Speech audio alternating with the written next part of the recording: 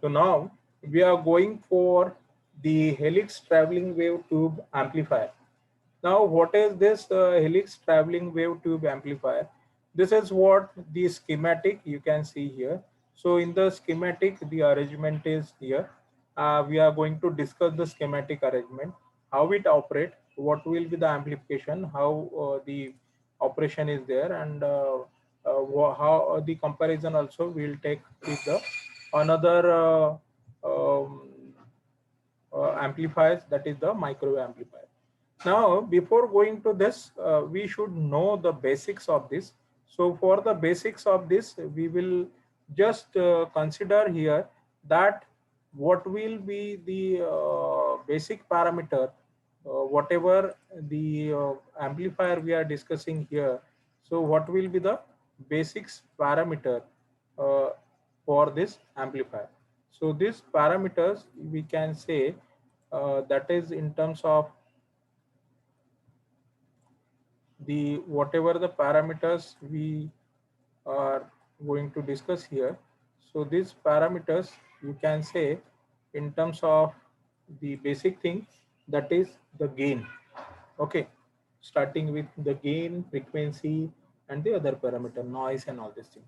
So it is a high gain amplifier.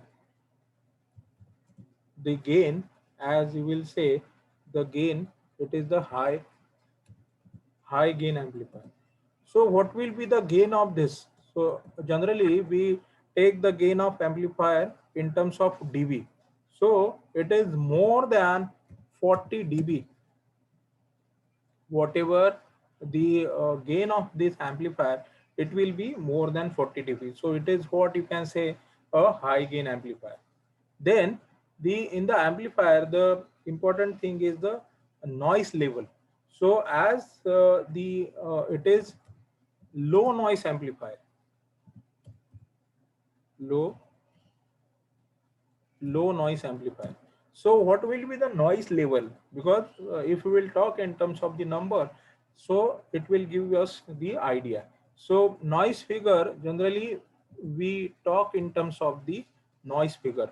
Okay, so whatever the noise, low noise level, whatever the noise level, so noise level, it will be lesser than the 10 dB. So again, it is the better performance. The 10 dB noise level for a gain of 40 dB, more than 40 dB. So it is a very, you can say it is a very good the noise level. It is a wide bandwidth.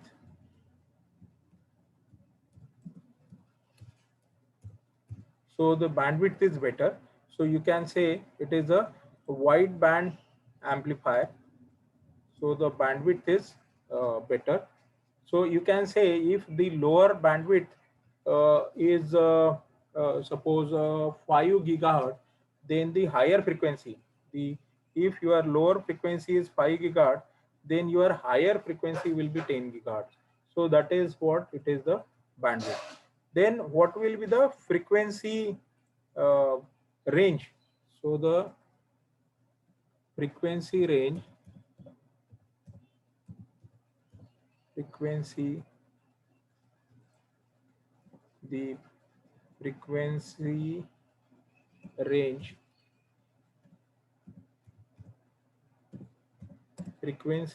will be zero point 0.3 gigahertz to 50 gigahertz.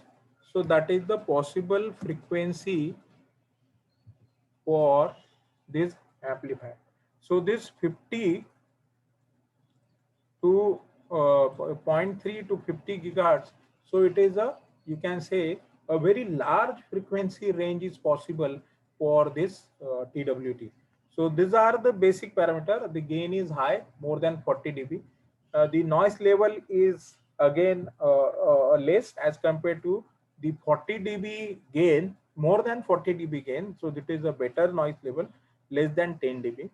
Bandwidth is quite good if you are operating for the particular range of frequency. So it gives the almost bandwidth of 2, and the frequency range for this frequency range, the operation of TWT is possible. That is zero point 0.3 to 50 gigahertz. So it doesn't mean that for this entire range, one TWT is there. The frequency range means these are the possible frequency range. You can have the multiple TWT, but this is what you can say the possible range. Commercially it may be the little bit different, maybe starting from 1 gigahertz. Commercially it is available beyond 1 gigahertz to the 50 gigahertz, and gain is generally in the range of up to 60 dB. Up to 60 dB commercially the gain is available. So these are the basic parameter. So these parameters will give you the idea that what type of amplifier is this. These are related to your microwave parameters. So that what will be the gain? Gain is large, noise figure, and all these things. Okay. So this is what the basic parameter. Now we will go for the structure and construction of this helix traveling wave tube. So as here it is the helix, so it is called as the helix traveling wave tube. There are the other possible ways apart from the helix. So generally these helix is used here. So what is the use, why helix is used, that we'll discuss. Now, the arrangement of almost all the traveling wave, all the microwave tube that are generally similar. Now, what is the arrangement here? The arrangement, the heater is there. It is supplied a power, and the cathode is there. So what this cathode? So this cathode will emit the electron. So these electrons are emitted from the cathode, and what this anode will do? So this anode will just focus the electron. Okay, so this anode, it will do the focusing of the electron, and the electrons, they are travel through this path, that is through the helix, and the velocity modulation by the traveling wave field and the electron beam result in the bunching action. So whatever the velocity modulation takes place, that is due to the traveling wave field, whatever the traveling wave field is there, and the electron beam. What is traveling wave field? This is due to, this is what the RF input and output are there. So whatever this RF input, this is what the RF input at the input, whatever the signal you have to amplify is given here, and this is what the RF output. So this RF input and the output, they are coupled with the directional coupler. So they are not directly attached, they are not directly connected to the helix, they are attached to the directional coupler. So this is what one of the technique for, you can say, this is one of the technique for isolation. Whatever the input, it is given through the directional coupler. In so many cases, the inputs are provided through some isolating media, some isolating device to avoid the loading effect. Okay, so here the directional coupler is used at the input as well as the output. Okay, so here directional coupler is used, and this velocity modulation by the traveling wave field and the electron beam. So this traveling wave is there through this whatever the helix, and the electron beam is there. So due to this traveling wave field, it is traveled through this helix. So due to this, the bunching process takes place. So this bunching process, we know that bunching process means the electrons, if here initially the electrons are going with a constant velocity. Now if you will accelerate or decelerate this electron, accelerate means it increase the velocity, decelerate means it reduces the velocity. So if you will accelerate or decelerate, the velocity, acceleration, deceleration takes place, then this bunching action form here. So why this acceleration or deceleration takes place? That is due to the whatever the RF input field you are giving, due to this field, because it creating the field is created due to the helix. The helix is there, and due to that the electron go through the helix. So due to that, this bunching action takes place. Okay, so the RF signal RF signal traveling speed can be changed by changing the number of turns of the helix. So whatever the RF, generally it goes with a natural speed, that is we take the speed of the velocity of any wave is equals to speed of light. We take the in the wavelength calculation everywhere we take c, that is 3 into 10 to the power 8 meter per second. So whatever the RF signal traveling speed can be changed, means it can be reduced by two factor, which are those, by changing the number of turns of the helix. Whatever the specific number of turns are there in the helix, if you will have larger or the smaller number of turns of the helix, so it has impacts on the speed of this electron. Okay, this is what the one thing. And the another is the diameter, the helix, the whatever the diameter of the helix is the small diameter or the large diameter. So if you will change the helix diameter, it also has the impact on the speed of the whatever the RF signal. So RF signal speed is controlled by these two parameter. One is whatever the helix number of turns and the diameter. So here you can see this is what the helix is there. Okay, this helix, and this is also helix.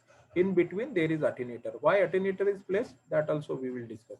Okay, so this is what the attenuator is placed in midway to attenuate any reflected wave generated due to the impedance mismatch, and it also affect the amplification signal. Now the question may come in your mind, that is what, in amplifier, whatever the main purpose is, everywhere we are struggling to amplify the signal by so many processes, and why here the attenuator is kept in between these two helix, or in exactly between the helix. So this, what is the role of this attenuator? So I will just take your focus on the maximum power transfer theorem. So what maximum power transfer theorem says, that you should have the impedance matching. For the impedance matching, the whatever the impedance of the load and source, it should be the complex conjugate. Now, if in this case, if there is an impedance mismatch between the whatever the input and output, so if there is an impedance mismatch in this process, so what happened? There will be the reflection. In the microwave, if the impedance mismatch, if we will go for the S parameter, and if impedance mismatch is there, there will be the reflected wave. So if there is an impedance mismatch, the reflected wave will be coming from the output and it will go to the input. Now, if it will go to the input, whatever the input, you will have this input process. You will have the generation of the electron, the input RF signal. So if the reflected wave, it affect the input RF signal or this entire process. Now, if it will, the input RF signal is affected, so obviously what, your amplification and frequency generation and the entire process will have the impact, and you will get maybe the different output signal, your amplification factor may get affected, or the other affections will be there. So to avoid this, what we can do, here the attenuator is kept in between. So what happened from the output, if there is a impedance mismatch, it is not intentionally kept, the impedance mismatch, but there are some multiple reasons for the impedance mismatch. So due to this reason, if there is an impedance mismatch and the reflected wave comes, so if there is a reflection, so due to this attenuator, what this reflection will get suppressed, and these reflections will get suppressed, and it will although it will go to the input, but it will not affect. As we have seen here, the amplification factor, the gain of this amplifier is very high, that is 40 dB, more than 40 dB, and it can go up to the 60 dB. You just imagine the amplification factor of this much very high gain. As this high gain is there up to 60 dB, suppose you are using a amplification factor of 60 dB, it is practically possible, up to 60 dB can be possible.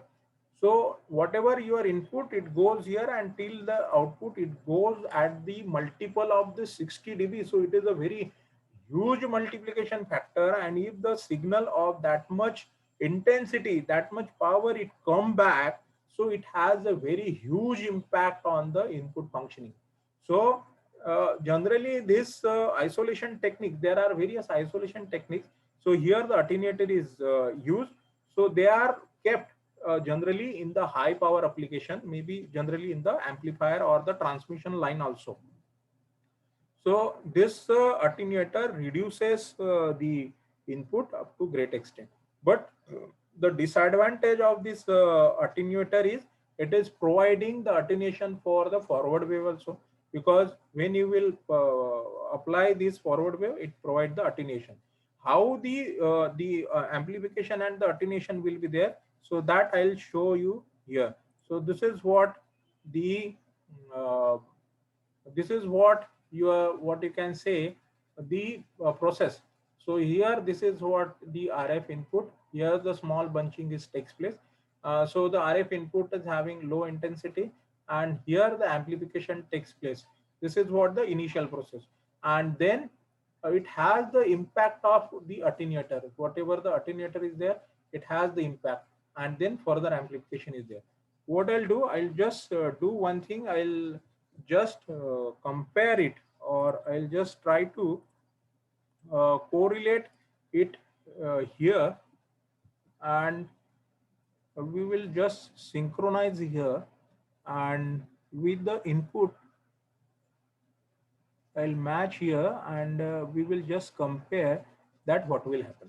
So this is what your RF input. So this is RF input signal with low intensity. Amplification is done. So here the amplification is done up to this great extent. And here this is what the attenuator. So attenuator impact is there for the forward as well as reverse, both the wave. So the attenuator impact is there. So here the attenuator impact will be there. It reduces the amplification and attenuation takes place. But the further it takes place, the bunching process is shown here. The bunching process is there, and further it amplifies, and further it amplifies, and the amplification takes place. And here you up to 60 dB the amplification it takes place, and you can take the output. So this is what the RF input and RF output, the amplified output, and the impact of the attenuator. So this is what the impact here.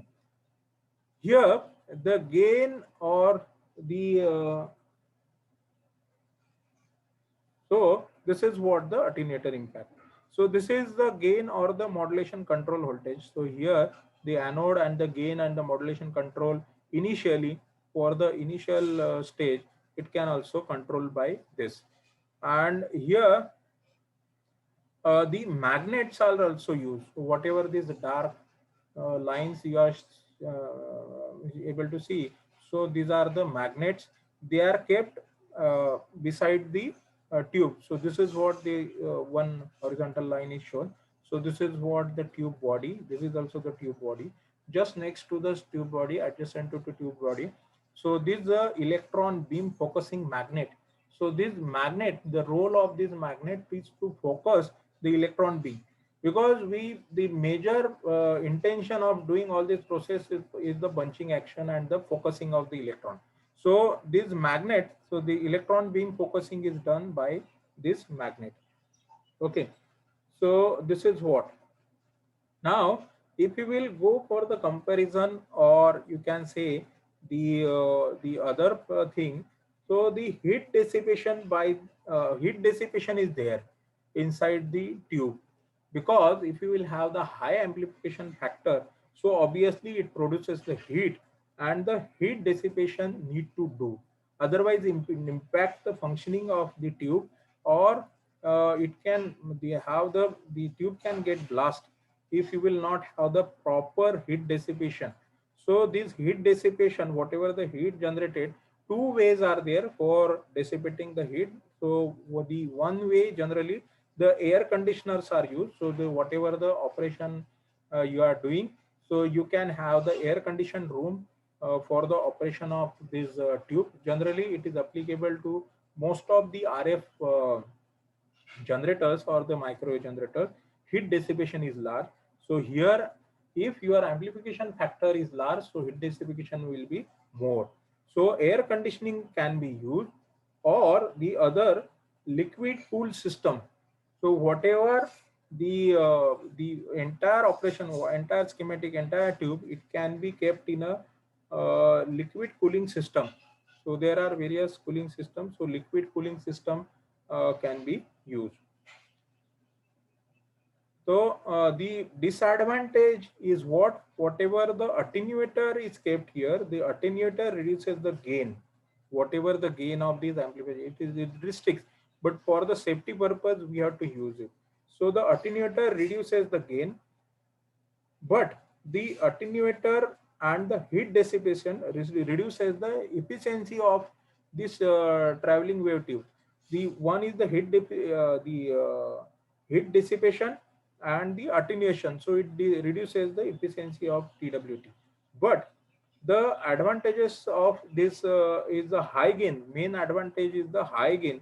Amplification factor is very high, up to 60 dB, from 40 dB to 60 dB, and wide bandwidth. The operation level here, you can say here it is 0.3 to 50 gigahertz. So the operation level is very large. So it overcome whatever the disadvantages are there. So these disadvantages are overcome by this advantage. So this is what all about, you can say, the traveling wave tube, and this way the traveling wave tube is working. I'll just brief it in a short. The heater is there, the cathode is there, it generate the electron. So the electrons are generated, anode is focusing the electron. The electron will travel through the helix. So in the helix, you will have the input RF signal. Helix are these are the low impedance transmission line. The helix acts as a low impedance transmission line. Whatever the helix, they are not directly, the RF input is not directly connected to the helix. It is given through the directional coupler. So here at the input as well as the output, directional couplers are used, and this way the signal travel through the helix. Whatever the RF signal, it is generally travel with the speed of light. But to reduce the speed of this RF signal, or you can say, the two parameters will affect or can be used for reducing the speed. So one is the whatever the number of turns of the helix that impact the speed, and the second is the diameter. Based on the diameter, the it also affect the whatever the, you can say, the speed of the RF signal. The bunching action takes place, that is due to whatever the electron beam is there, and this RF signal through this helix, and the electron beam that travel through the helix, and due to that the bunching action takes place. As we know, the bunching action is happened due to acceleration and deceleration of the electron. So whatever some electrons has been accelerated, given the more velocity, some are given less velocity. If the less velocity are at the front, more velocity at the back, and they come together and they form a bunch. So this bunching process takes place. It is mainly the velocity modulation. So this bunching process takes place. So this bunching process takes place and it gives the output. The parameter that are the more focused, that is the gain is very high. It is more than 40 dB till 60 dB. Noise figure is less, that is less than 10 dB. The bandwidth is quite large.